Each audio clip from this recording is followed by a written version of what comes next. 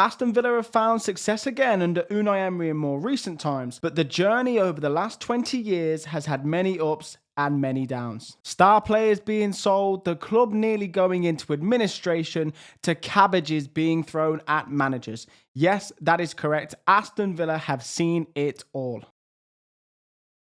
Before we can talk about modern day Aston Villa, we need to go back all the way to 2006 to a different time.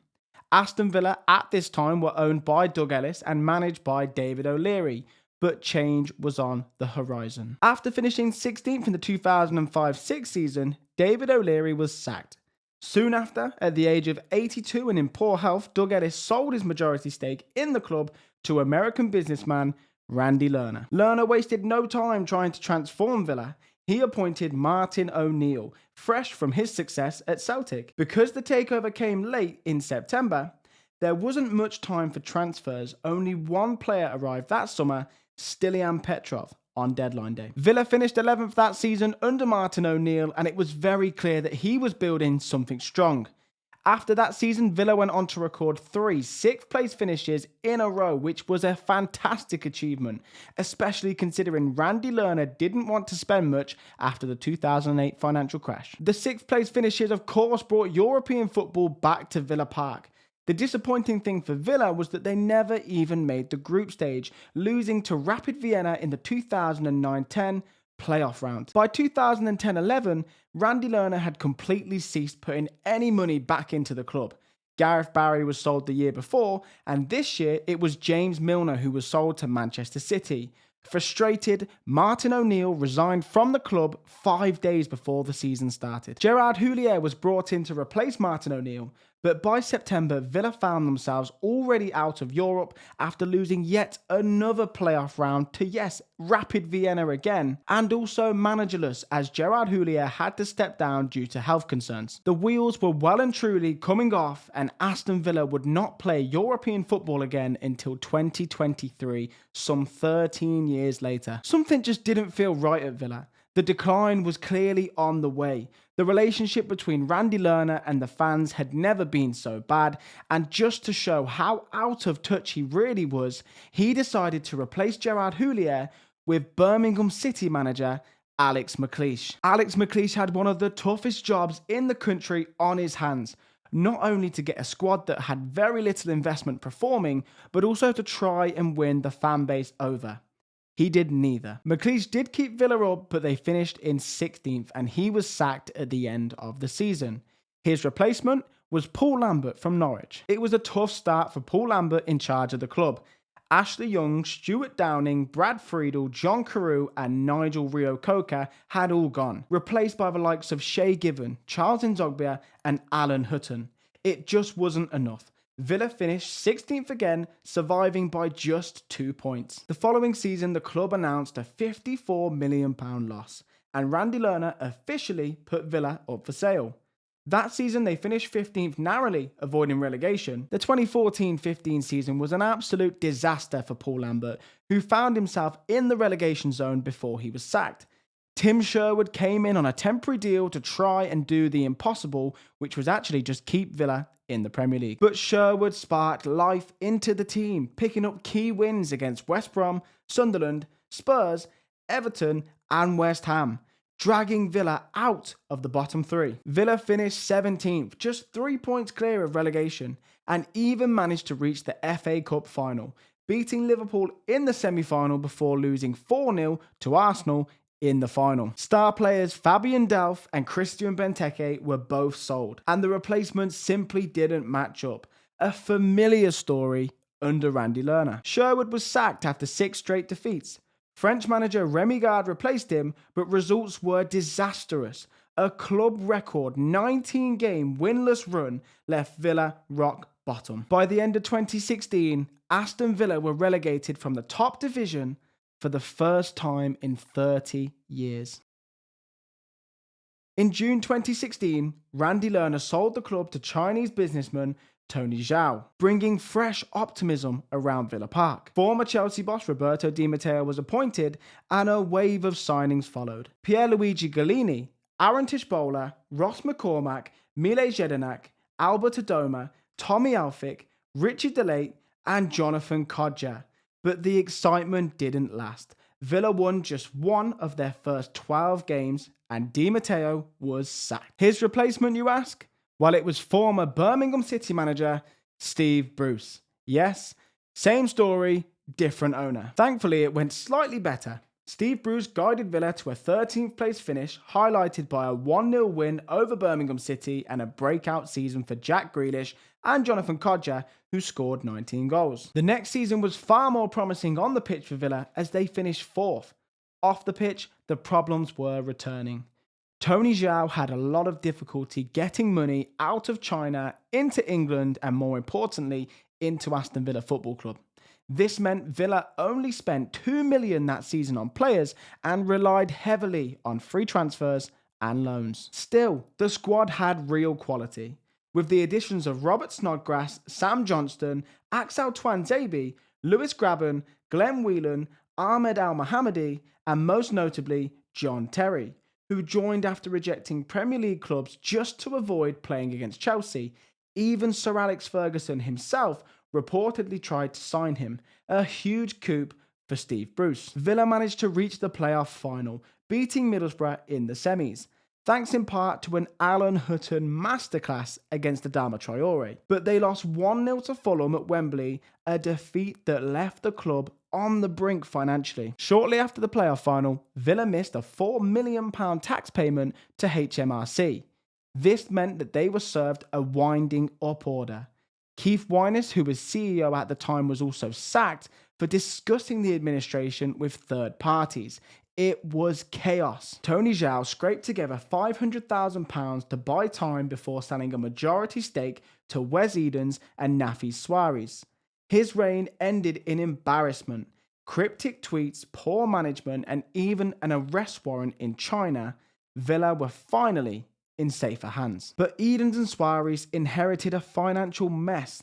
The only permanent signing that summer was John McGinn for £2.5 million, now seen as one of the best value for money signings ever. Villa also brought in loans: Anwar El Ghazi, Axel Tuanzebe again, Yannick Bolasie, Tammy Abraham, Courtney House, and Tyrone Mings. Results were poor early on. After just 3 wins in 12, Steve Bruce was sacked, famously after a cabbage was thrown at him during a home game. Then came the turning point. Lifelong Villa fan Dean Smith took over with John Terry as his assistant. Everything changed. Smith's side found form, including a 4-2 Derby Day win over Birmingham City. But by February, promotion hopes were gone, until a 4-0 win against Derby sparked everything up once again. A week after the Derby game came one of the most dramatic derbies in history. A Birmingham City fan ran onto the pitch and attacked Jack Grealish, who responded by scoring the winning goal. That sparked a 10-game winning streak, the longest in Championship history, that propelled Villa into the playoffs. In the semi-finals against West Brom, Conor Horahan's wonder goal and Tammy Abraham's penalty sealed a 2-1 first leg win. After drawing 2-2 on aggregate, Villa triumphed on penalties thanks to Jed Steer's heroics and Mile Jedinak's ice-cold penalty. At Wembley, Villa beat Derby County 2-1 with goals from Anwar El Ghazi and John McGinn, sealing their long-awaited return to the Premier League. The fallen giants were back on their feet. Promotion secured Villa's finances, and Wes Edens and Nassif Suarez invested heavily, over £100 million on players like Tyrone Mings, Matt Targett, Douglas Luiz, Trezeguet, and more. The 2019-20 season was a struggle. Fans kept out due to COVID, and Villa relied on a late miracle to keep them in the league. After beating Crystal Palace and Arsenal, a 1-1 draw at West Ham on the final day kept Villa up by a single point. The 2020-21 season saw major progress, with new faces like Ollie Watkins, Emi Martinez, and Matty Cash. Villa finished 11th. Highlights included that unbelievable 7-2 win over Liverpool, a 3-0 win at Arsenal, and fans returning on the final day to see a 2-1 win over Chelsea. Then came the summer of 2021 and the departure of Jack Grealish for a record-breaking £100 million. It divided the fan base, but also gave Villa spending power. Over 120 million was spent on Emi Buendia, Leon Bailey, Danny Ings, Lucas Digne, and a returning Ashley Young. Results, however, well, they dipped, and that led to Dean Smith losing 5 consecutive games and getting sacked. It was a tough pill to swallow for all Villa fans who adored him. Steven Gerrard replaced him and started strong, winning 4 of his first 7, narrowly losing to only Manchester City, Liverpool, and Chelsea. His first meeting with Manchester City saw Jack Grealish's return to Villa Park, greeted by chants of "Villa till I die," echoing around the ground, the loudest I've ever heard it. But the good start didn't last. In Gerrard's second season at Villa, poor recruitment and even worse tactics led to him being sacked with the club sat in 14th position. Then came Unai Emery, a 4-time Europa League winner and a Champions League runner-up. When told there was no project, just a blank slate to build his own, Emery accepted the job. His impact was instant. In his first game, Aston Villa beat Manchester United 3-1. From 14th place, Unai Emery took Villa all the way to 7th to the Europa Conference League. The 23-24 season was Unai Emery's first ever full campaign, and it was special. Villa added Youri Tielemans, Moussa Diaby, Pau Torres, and Morgan Rogers, with Nicolo Zaniolo and Clement Lenglet joining on loan. Villa went on an unbelievable run in November and December, including 2 back-to-back wins in the same week against Manchester City and Arsenal, keeping clean sheets in both. If Aston Villa would have beaten Sheffield United just a few days before Christmas, they would have gone into Christmas sat top of the Premier League. In Europe, Villa swept through their group and then beat Ajax 4-0 on aggregate in the round of 16. They edged past Lille on penalties in the quarters in a tie remembered for Emi Martinez's antics, even getting sent off mid-shootout but still finishing it. If that's not a pub quiz question, I don't know what is. Villa eventually lost to Olympiacos in the semi-finals, but attention turned to the league, where Villa clinched Champions League football for the first time since 1983, thanks to a dramatic 3-3 draw with Liverpool featuring 2 late goals from John Duran. The 2024-25 season was undoubtedly one of the most exciting times as an Aston Villa fan.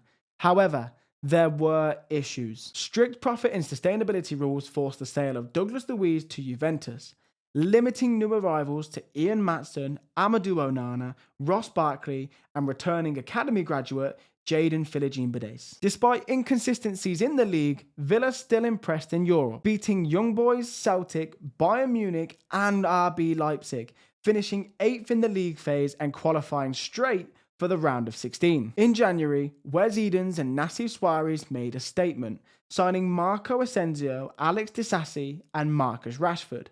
All 3 made instant impacts, especially Marco Asensio. Villa crushed Bruges 6-1 on aggregate before facing PSG in the quarterfinals. Villa ended up losing 3-1 in Paris, then went 2-0 down early in the return leg, 5-1 down on aggregate.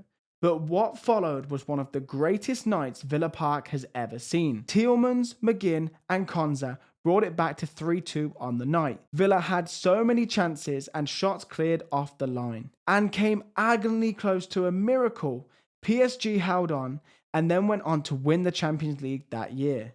Villa bowed out with pride. In the league, Villa finished 6th, just narrowly missing out on Champions League football after a controversial loss to Manchester United on the final game of the season. Villa also got to the FA Cup semi-final where they lost to Unai Emery's kryptonite, Crystal Palace. Villa just fell short in every competition, but proved to everyone that they were back among the elite. So what next for Aston Villa?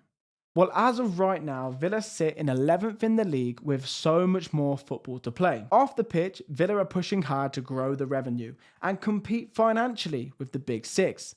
They've already climbed to 18th in the world for club revenue, with plans to break into the top 10 and even expand Villa Park. On the pitch, European football remains the focus, with Unai Emery and his players having their eyes set on the Champions League. The future is looking bright under Wes Edens, Nassif Suarez, and Unai Emery. Aston Villa are no longer participating, they are competing. I've absolutely loved making this video, and if this is the sort of content that you enjoy, please do subscribe. We've got many more to come.